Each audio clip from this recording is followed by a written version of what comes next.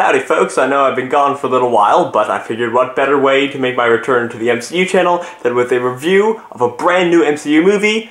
I'm speaking, of course, of Howard the Duck 2, The Dark Duck, The Winter Quacker, Age of Duck.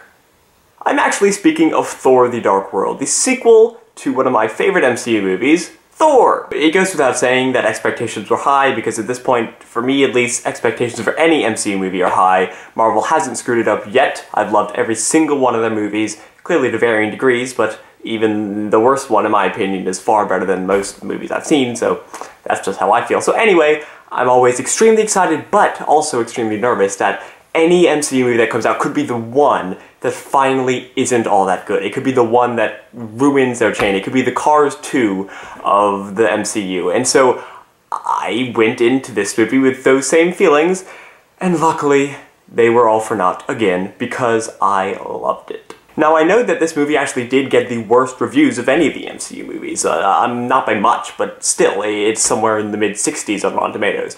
And you know, I don't see it. I don't see it. Let me tell you how much I love this movie, and let me tell you why. As much as I love the first Thor, and as much as I know how vital Thor's relationship with Earth is to his character, the fact that this movie showed us more of Asgard and more of Thor's relationship with his fellow Asgardians and just what those 9 realms are like in this universe had me over the moon. I was so excited that we got to really explore the 9 realms in greater depth than we did in the first Thor. Just strictly visually speaking, this is definitely my favorite of the Marvel movies. I thought the look of it was so cool. I think that of all the MCU movies, barring the Avengers of course, the Thor movies have my favorite cast overall, just in terms of how interesting all of their different relationships are. I mean, obviously all the films have great actors in them, but in Thor, these different character dynamics that we're exposed to, whether it's the brother relationship of Thor and Loki, or the father relationship between Thor and Odin, or the father relationship between Loki and Odin, which are two completely different things. And you have the love relationship between Jane and Thor, and Loki's relationship with his mother, and Thor's relationship with his mother and Odin, and the Warriors 3 are thrown in the mix, and Darcy and all the people on the Earth. There are just a lot of characters, and sometimes that's not a good thing because they don't really have time to explore all the different relationships possible therein. But Thor does a really good job of showing us all of those different relationships, and therefore getting us to know these characters better through how they interact with different people. And so Thor the Dark World carried on that tradition from the first Thor movie. My favorite of these relationships is, of course, the Thor and Loki relationship. It's just one of the most absolutely complex and interesting of any of the movies, or any comic book movies really, that I can think of. There are so many layers to that, and what might seem obvious that these characters should hate each other is just not at all that black and white. I mean, there is a love-hate relationship here that really makes sense and is really surprising and interesting. It's really interesting, and it's the kind of thing that I can't get into too much detail without spoiling the movie. I will have a spoiler-filled review as well on this channel, so check that out once you've seen the movie. I thought that pretty much the whole cast brought in this time. I loved the cast just as much as I did the first one, with Loki really stealing the spotlight here, even more so than in Thor and the Avengers. And that's just, I mean, what an accomplishment. And what Tom Hiddleston has done is humanize this seemingly inhuman, malicious character. And he is by far the most captivating to watch. And there's not a scene that goes by without Loki where you're not just completely absorbed by what you're watching. Another thing that I really loved about this movie, and I also really loved about Thor, and I think both Thor movies have done this better than any other movies, is the music.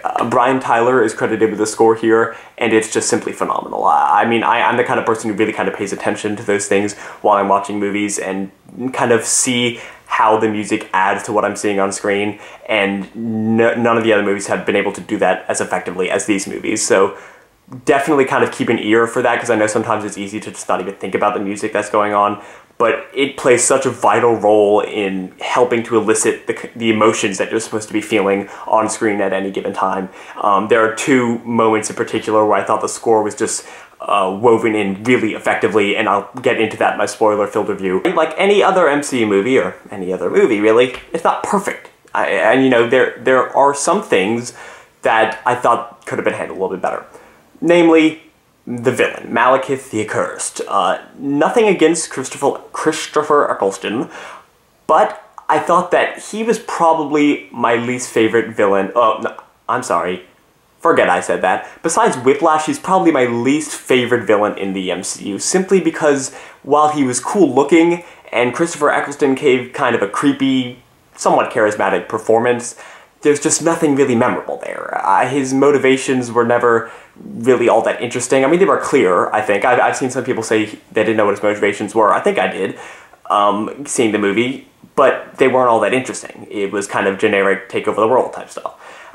Compared to some of the other MCU villains who have had really interesting motivations. So I don't think that he was the most compelling character. The other thing I will say that was not my favorite is just that the Jane-Thor relationship is not my favorite of the MCU relationships. You know, Tony, Pepper, Bruce, Betty, and Cap and Carter. Like I mentioned, these movies have so many characters that get the chance to interact with each other that there's only so much time you can devote to actually having these two characters with each other and actually see their relationship blossom rather than just tell you, okay, they're in love, here it is.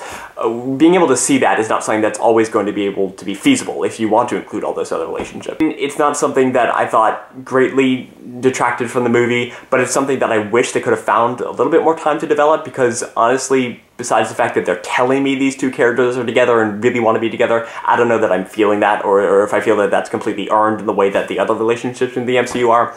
But anyway, I hope that's something that maybe in the future they can develop further. So that is what I thought of Thor: The Dark World. If you've seen the movie, let me know in the comments below what you thought of it, and go check out my other video in which I talk about it with an abundance of spoilers. And you can tell me what you thought about it in there too.